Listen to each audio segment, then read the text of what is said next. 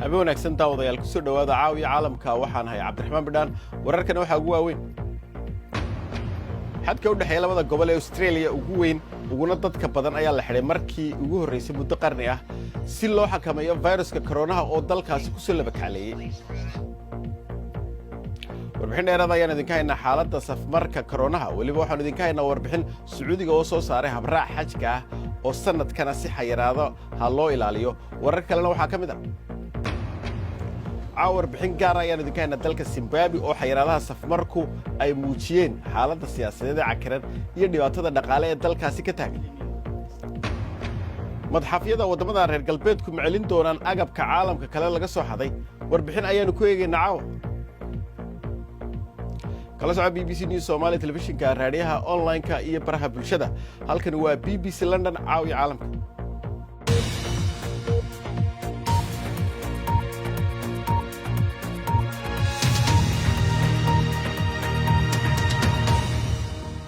wararka viruska corona ayanu ku bilaabaynaa caawa ee dalka Australia ayaa xadka u dhaxeeya labada gobol ee ugu dadka badan wadankaasi waa Victoria iyo New South Wales la xidhi doona si loo xakameeyo baa la yidhi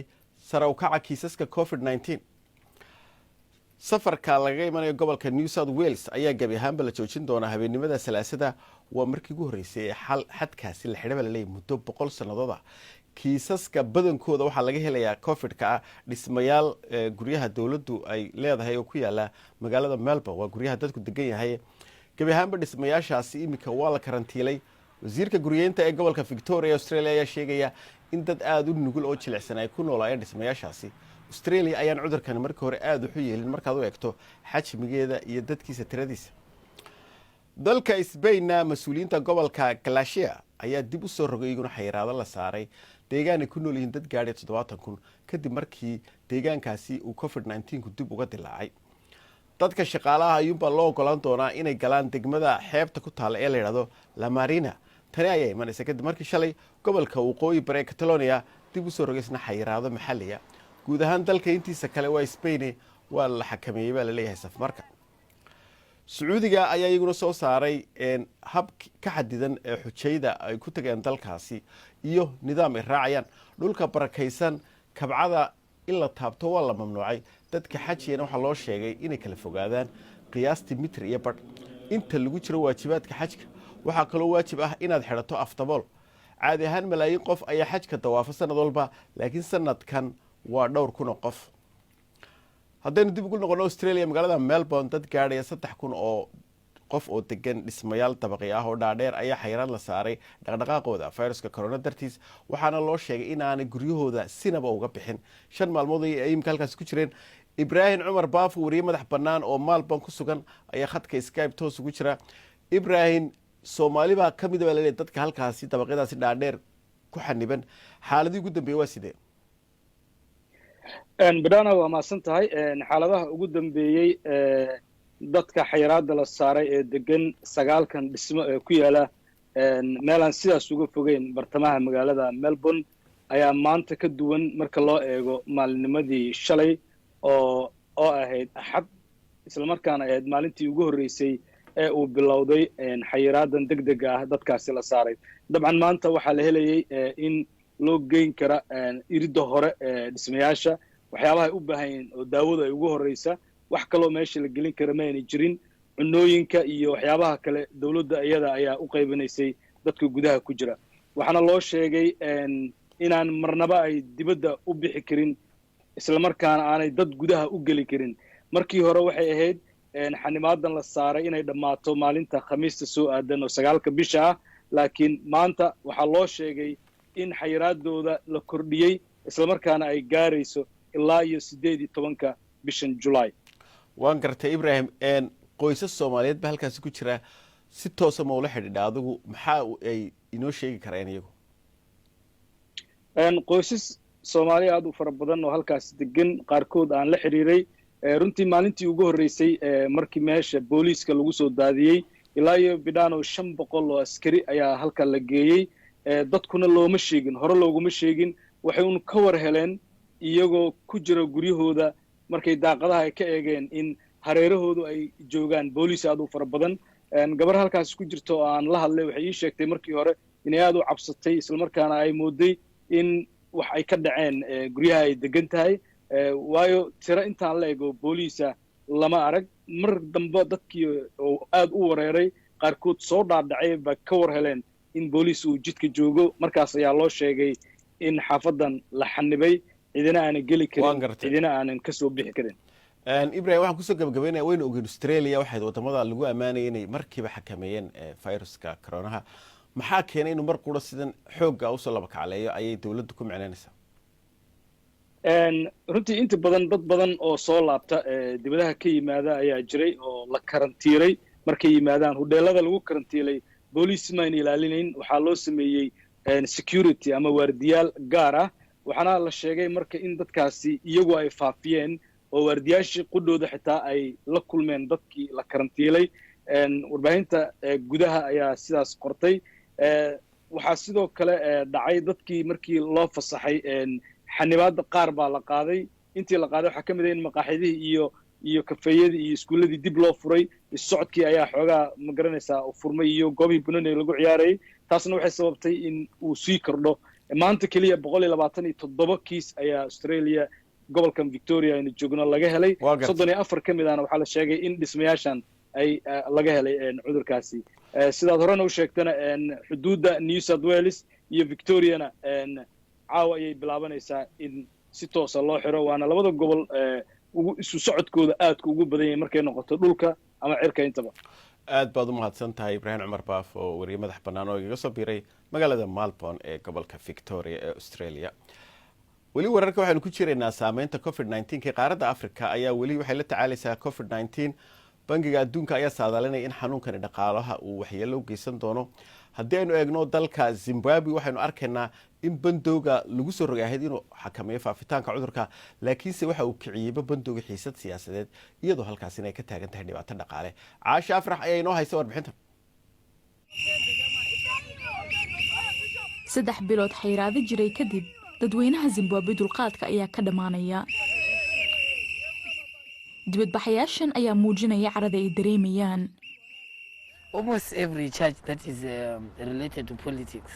dadka soo qaban qaabiyay dibadbaxa oo taageersan xisbiga mucaaradka ah ayaa sheegaya in bandowga lagu qarinayo caburin the lockdown has been xayiraadu waxay qayb ka qaateen cadaadiska nidaamka dimuqraadiyadeed ee Zimbabwe 7 ka mid ah 10ka gobol ee dalkan ayaa waxa dhacday in loo yeeray dadkii hogaaminayay ururada dimuqraadiga ah oo dawladna su'aalo la weydiiyay ama la qabtayba annaga dhankayaga maamulahayagii ayaa la xiray dibadbaxyadii dhawaan ay yagleeleen xisbiga MDC 3 ka mid ah dumarkii qaban qaabinaya waxay sheegeen in la afduubay la jirdilay kadibna la kufsaday 3dan haween ayaa la qafaalay iyadoo lagu eedeeyay inay sheeko been ah abuureen sidoo kalena ay ku xadgudbeen sharciyada bandowga inkastoo xiisadu ay sii tarayso haddana waa dhab in xayiraaduhu ay dhaqaalaha dhulka la galeen sicir bararka sanadkan ayaa kor u kacay 8% iyadoo qiimaha alaabaduna ay isbuuc kasto sii kordhayaan iskafaalayaasha dukaamada raashin ayaa dhooban balse way yartahay cid iibsan karto waxyaabaha asaasiga ah ee nolosha ayaa hadda aad qaali u ah gabadhan waxay tiri caruurteyda hilib waan u gadi jira markii hore haddase way igu adag tahay marka uu xilka qabanaya 2017 madaxweyne Mnangagwa dadku way jeclaayeen balse hadda uma muuqdo inuu caga adag ku taagan yahay qiimaha lacagta gudaha hoos ayay u dhacday iyadoo dawladuna ay sheegaysa in koroonuhu uu sababta leeyahay kooxaha mucaaradka ah ayaa iyaguna sheeganaya afduubyo ay leeyihiin waxay qayb ka yihiin ajandaha dawladda waa ruwaayad lagu qoslo waxaan arkayno waxaana loogu talagalay sumcad dhaawicid lagu samaynayo dawladda waa ayna shaqaysay ilaa xad waana run in waddan kasta uu la daalaadhacayo COVID-19 maxay Zimbabwe uga duwan tahay weliba waddamada kale waxaa taageero u fidinayay waddamo waaweyn Zimbabwe kama duwana dhibaatada Zimbabwe uma muuqata mid soo afjarmayso dadka Zimbabwena daal ayaa ka muuqdo dhaqaale xumadu waxay ka dhigan tahay in ganacsiyada qaar aanay furnaan karin xilligan bandowga jiro dukaankani macaamiishiisii hore ma awoodaan inay wax ka iibsadaan Emmanuelna halkan ayuu alaabtiisa uun iska dhex fadhiyaa toddobaadyo Before the lockdown, things were good. It's now quiet. bandowga ka hor ganacsigu wuu wanaagsanaa balse hadda xayiraadaha darteed hoos ayuu u dhacay sidaad arkaysa way yar yihiin dadkana soo booqanaya adigana waxaad ka mid tahay 5 qof ee soo gashay dadkana soo booqdana lacag ma haystaan aad ayaan ugu walwalsanahay inuu ganacsigu ku soo noqon waayo sidii hore askartu waxay ka howlan yihiin dhaqangelinta bandowga Zimbabwe ayayse u muuqataa inay ku guuleysanayso dagaalka ka dhanka ah COVID-19 iyadoo dalku kaliya ay ka jiraan 800 oo kiis hase yeeshee dhibaatooyinka taagan ee isugu jira mid siyaasadeed iyo mid dhaqaale ayaa u muuqda inay ka khatar badnaan doonaan COVID-19 bal markan aynu eegno qodobada kale ku jira wararka caawa mas-uuliyiinta degmada Godinlaba ee Galmudug ayaa sheegay in hal qof loo xidhay gabadh yar oo 12 jir ahayd oo meydkeedii laga helay meel 15 kiiloomitir u jira degmadaasi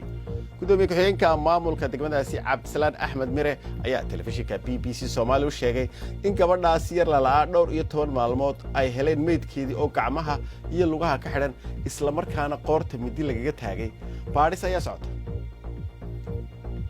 talyaaniga ayaa sii ogolaanshiyo 180 muhaajir si ay uga soo degaan markab ay saaraayeen oo ay maamusho hay'ad khayri kadib markii halkaasi toddobaad la isku hor fadhiyay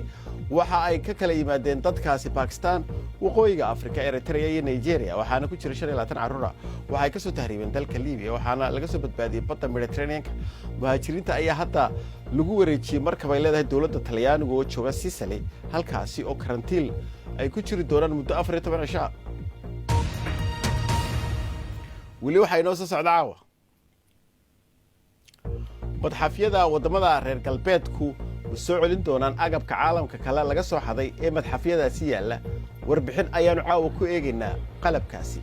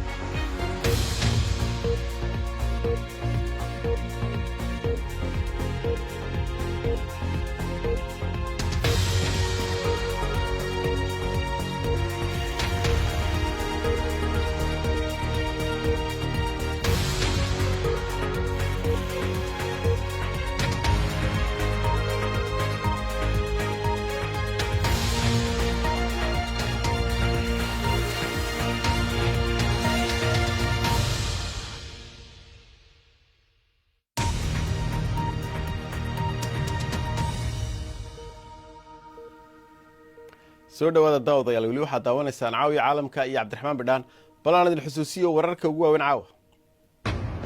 xadka u dhexeeya labada gobol ee Australia ugu dadka badan ayaa la xidhi doonaa iyada oo laga hortegayo faafista COVID-19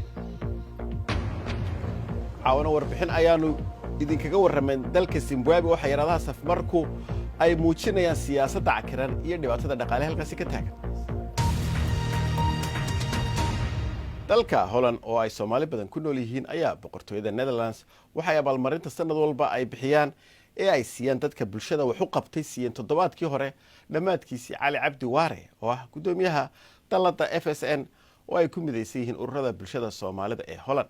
Cali waxa uu tagay dalka Holland sanadkii 1992 markaas oo kamid ahaa dadkii ka soo qaxay dagaaladii sokeeye ee Soomaaliya hadda ayuu khadka Skype ku jira magaalada Hoofddorp ee dalkaasi Holland Cali soo dhawow maxaad calo ku mutaysateen abaalmarintan ay dawladda Netherlands idin siisay ee ku saabsan dadka wax qabtay walaal cabdiraxmaan marka hore aad iyo aad u mahadsantahay adiga iyo bahda BBC-da runtii biladan oo sanadla ah oo sanadkiiba mar boqortooyada waddanka Holland ay bixiso waxaa lagu mutaystaa oo la siiyaa dadka muddo 20 sano iyo ka badan ka shaqeeyay arrimaha bulshada si volunteer lagu yira afka khalaad ama lagu yira mutadawacnimo ah oo runtii bulshada si wanaagsan oo aan hagar lahayn oo aan kala sooc lahayn ugu soo shaqeeyay ayaa la guddoonsiyaa kadib marka baaritaan dheer lagu soo sameeyo waan gartay markaad eegto ururkiina iyo cali ahaanba waxaad qabatay maxaa ugu waaweyn aad calow noo faahfaahin kartaa ee aad bulshada soomaalida ama jaaliyadda soomaalida ee Holland degan aa u qabateen midya laba adigoo ka dhigaya matalan runtii biladan marka la leeyahay dadka muddo 20 sano iyo in ka badan ka soo shaqeeya arrimaha bulshada runtii waxa loo fiiriyaa bulshada guud ahaan bulshada Netherlands runtii haddana waxa si gaara loo sii fiiriyaa bulshada waddanka aad ka timid oo Soomaalida ah iyo runtii dadka ajnabiga marka anigu muddadii waddankan aan ku sugnaa inta badan waxaan u shaqeeyay guud ahaan dadka waddankan bulshada waddankan Holland gaar ahaan dadka Soomaalida oo si gaar runtii ugu shaqeeyay iyo guud ahaan dadka ajnabiga anigoo mar walba jeclaa maadaama ay dadkan badankooda ay ka yimideen wadamo ay dhibaatooyin ay ka jiraan oo halkan ay bangali u yimideen ama ay u soo doonteen in noloshooda ay wax ka bedelaan in aan ka caawiyo ama aan isku dayo hadii jeer sidii ay waddanka ula qabsan lahaayeen oo sharciyada waddanka u fahmi lahaayeen waxyaabaha ay xuquuqda ay u leeyihiin ay u heli lahaayeen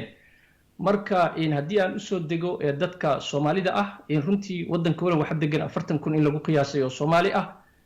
dadkaasuna waxay degan magaalooyin kala duwan dhibaatooyin badan ayaa waddanka Holland runtii dadka Soomaalida mararka qaarkood la soo gudboonaada anaguna waxaan isku dayaa shakhsiyan ama runtii hay'adda aan ka shaqeeyaba in dadka Soomaalida ay caawiso oo mar walba ay wacyi geliso sidii ay bulsho Soomaaliyeed oo wanaagsan ay u noqon lahaayeen oo waddanka ula qabsan lahaayeen waxyaabaha waan gartay cali haddii aan kaa dhex galo Holland waad ogtahay dad badan oo Soomaaliya soo maraa la inta badan oo wadamo kale u gudba marka maxaa dadka Soomaalida inta badan ka dhigi waayay Holland waddan ay ku nagaadaan oo ay degaan oo ay runtii noloshooda sida wadamada kale Yurubta kale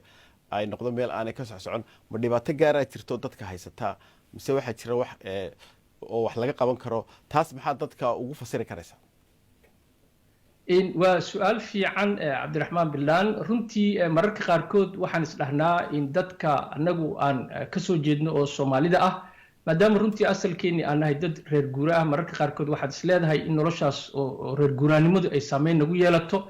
laakiin marka loo fiiriyo waddanka Holland runtii waddan noloshiisu ay sahlan tahay maaha marka laga fiiriyo xagga luqadda xagga laga fiiriyo shaqada iyo xataa fursadaha kale oo ganacsi marka runtii waa arrin u baahan qofku inuu dadaal badan uu sameeyo dad badan oo Soomaaliyeed oo dadaalay oo shaqeeya ama ganacsi sameystay ama wax bartay intaba way joogaan laakiin dadka bini'aadamku hadii jeer waxay jecel yihiin inay noloshooda wax ka sii bedelaan oo hadii jeer ay sare u sii qaadaan marka dad badan oo Soomaali ah oo Hollandees ayaa halkan ka haajiray oo wadamo far badan aaday iyagoo jecel in noloshooda wax ka sii bedelaan waan gartay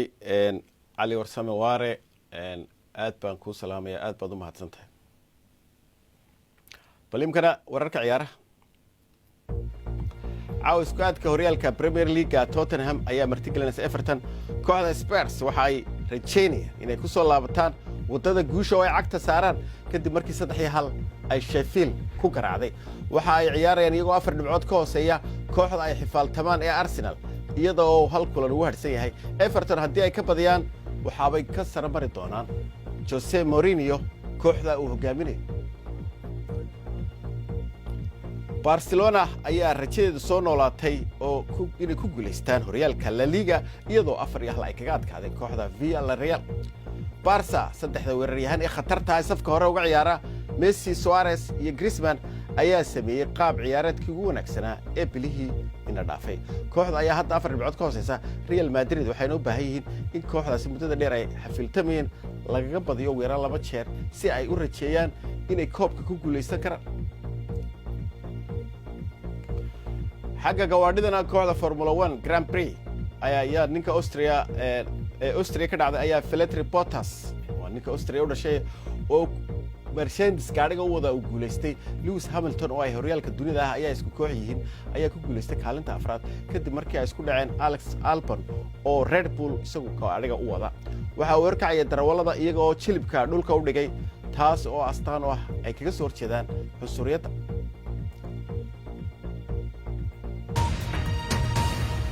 xagga hidaha iyo dhaqanka ayaynu eegaynaa marka dib loo furo madxafyada kadib xayiraadaha waxay noqon doonaan adduunyo cusub ma aha oo kaliya kala dheeraanshaha bulshada iyo xidhashada afdaboolka laakiin isbedel xagga dhaqanka ayaa jira kadib dilkii George Floyd waxaa baaqiyo kasoo yeedhaya dhaqdhaqaaqa Black Lives Matters taasoo ah isbedel dhab ah in la sameeyo iyagoo cadho ka muujiyey taalooyinka lagu weyneeyo gumaysigii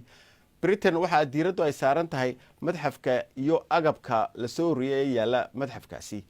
Mawlid Xaaji Cabdi ayaa warbixinta ku eegay madxafyada Yurub ma u malaynaysaa marka madxafyada la furo inay diyaar u yihiin adduunyada isbedeshay waxay ila tahay madxafyadu inay qayb ka yihiin isbeddelka isbeddelku habeen ma dhicin isbeddelku ma aanu dhicin toddobaad ama laba haddii aynu doonayno isbeddel dhab ah waa in aynu dhammaanteen samaynaa shaqo adag madxafyadu waa inay noqdaan sida dadka qoobka ciyaarka yaqaan oo mar kastaba diyaar u ah wax walba runtana ka sheega sida aad u fahamsan tahay sidoo kalena wax dhagaysta markii loo baahan yahay in la dhagaysto jiilka hor waxay ahayd wax la aqbali karo in laga hadlo amaah iyo in la wajaho boqortooyo taasi oo aynu isticmaali karno in walxahan ay sheekooyinkii hore si wanaagsan u sheegaan waxaa jira jiil cusub oo aan taas aanay ka gadmaynin waxaan u malaynayaa in ay tahay xilligii si dhab ah dib loogu eegi lahaa waxa aynu ku haysanno madxafyada waxaynu nahay bulsho dhaqamo kala duwan waxay la tahay in madxafyadu ay ka tarjumaan taariikhdaasi iyo sheekadaasi sida aynu halkan ku nimid iyo halka hantidu ka timid British Nigerian yinka oo ka mid ah walxaha taxanaha ee aadka la iskugu haysto waa Bronze Benin oo yaal madaxafyada dalka oo dhan gaar ahaan madaxafka Britishka ma tahay in dib loogu celiyo Nigeria aad iyo aad waxay la tahay in dib loo celiyo waana in laga dhigaa 3D laguna soo bandhigo madxafka Britain balse kuwa asalka waa in la celiyaa waa arrin xushmad ah in si isku mid ah la iskula dhaqmo waxaan filayaa haddii aad xaddo dadka dhaqankooda in fikraddaas un ay kugu jirayso ilaa aad dib ugu celiso Nigeria miyay dalbatay in Benin Bronzes dib loo celiyo Oba oo ahaa madaxa luqadaha waxa uu muujiyay dadaal badan si dib loogu celiyo alaabta iminka taala madxafyada Yurub iyo kuwa kale oo adduunka ah si loogu celiyo magaalada Benin ma ku qanacsan tahay sida ay ku soo galeen madxafka qaabkii loo dhacay loona bariiqaysay kadib weeraro dil ah taasi ma sax baa sheekada sida walxahan ku yimaadeen madxafka qaarkood innaga waxa ay noola muuqdaan dhibaato taasina waa qayb ka mid ah taariikhda adag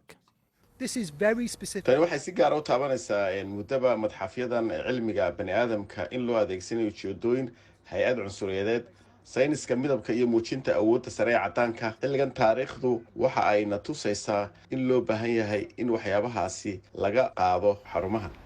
waan ku qanacsanahay inay yihiin xarumaha noocan ah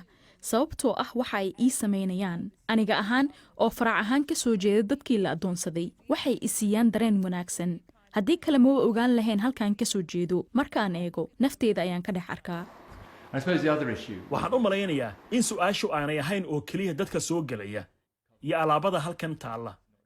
laakiin dadka ka shaqeeya madxafka imisaa mas-uuliyiin madow ayaad leedihiin waa ay yar yihiin dadka madow ee soo booqda madxafyada qodobkaasi waa qodob culus waa mid ka aanu doonayno inaan wax ka qabanno nasiib darro badi madxafyada meesha aad ku arkayso shaqaale madow waxay ka mid yihiin shaqaalaha nadaafadda iyo ilaalada ma ku arkayso jagooyinka sarsare ee madxafyada ama maamulka taasi waa khalad waxaa jira dad badan oo aqoon u leh in ay qabtaan shaqadaasi taasina waa waxa ay tahay in madxafyadu ay raadiyaan haddii dadka madow la qiimaynayo waa inay u qaataan arrimahan si dhab ah